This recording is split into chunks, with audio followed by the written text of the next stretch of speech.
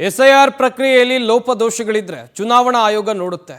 ಸತ್ತವರ ಹೆಸರಿನಲ್ಲಿ ಮತದಾನ ಮಾಡಿರೋದು ಬಿಜೆಪಿಯವರು ಅಂತ ಬೆಂಗಳೂರಿನಲ್ಲಿ ಕೆಪಿಸಿಸಿ ಅಧ್ಯಕ್ಷ ಬಿಕೆ ಹರಿಪ್ರಸಾದ್ ಈ ರೀತಿಯಾಗಿ ಗರಂ ಆಗಿದ್ದಾರೆ. ಬಿಜೆಪಿ ನಾಯಕರ ವಿರುದ್ಧ ಗಂಭೀರ ಆರೋಪವನ್ನು ಮಾಡುವಂತ ಕೆಲಸವನ್ನ ಕೆಪಿಸಿಸಿ ಅಧ್ಯಕ್ಷ ಬಿಕೆ ಹರಿಪ್ರಸಾದ್ ಅವರು ಮಾಡಿದ್ದಾರೆ.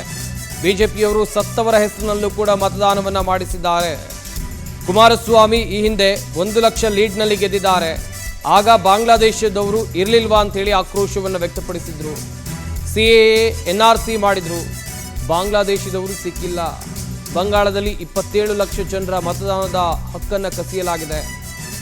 ದೇವಸ್ಥಾನ ಸೇರಿ ಇತರೆಡೆ ಫಾರಂ ಅನ್ನು ಭರ್ತಿ ಮಾಡಬಹುದು. ಬೆಂಗಳೂರಿನಲ್ಲಿ ಕೆಪಿಸಿಸಿ ಅಧ್ಯಕ್ಷ ಬಿಕೆ ಹರಿಪ್ರಸಾದ್ ಅವರು ಹೇಳಿಕೆಯನ್ನು ಕೊಟ್ಟಿದ್ದಾರೆ.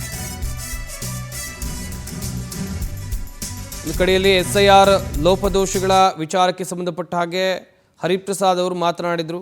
ಮೈತ್ರಿ ನಾಯಕರ ವಿರುದ್ಧ ವಾಗ್ದಾಳಿ ನಡೆಸುವ ಕೆಲಸವನ್ನು ಕೂಡ ಕೆಪಿಸಿಸಿ ಅಧ್ಯಕ್ಷ ಮಾಡಿದ್ದಾರೆ.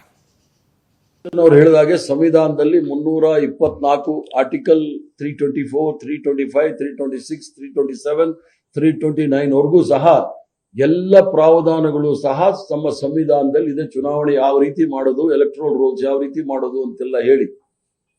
ಆದ್ರೆ ಇವ್ರಿಗೇನಾದ್ರೂ ಅದ್ರ ಲೋಪದೋಷ ಕಂಡಿಡಿದ್ರೆ ಅದರಲ್ಲಿ ಸರಿ ಮಾಡ್ಕೊಳ್ಬೋದಿತ್ತು. ಆದ್ರೆ ಇವರ ಹುನ್ನಾರ ಮೊದಲು ಸಿಎ ಮಾಡಿದ್ರು, ಎನ್ಆರ್ಸಿ ಮಾಡಿದ್ರು, ಸುಮಾರು ಜನ ಬಾಂಗ್ಲಾದೇಶಿಗಳಿದ್ದಾರೆ ಅಂತೇಳಿ ಅಸ್ಸಾಮಲ್ಲಿ ದೊಡ್ಡ ಪಟ್ಟಿನೇ ಒಂದು ಬಿಡುಗಡೆ ಮಾಡಿದ್ರು.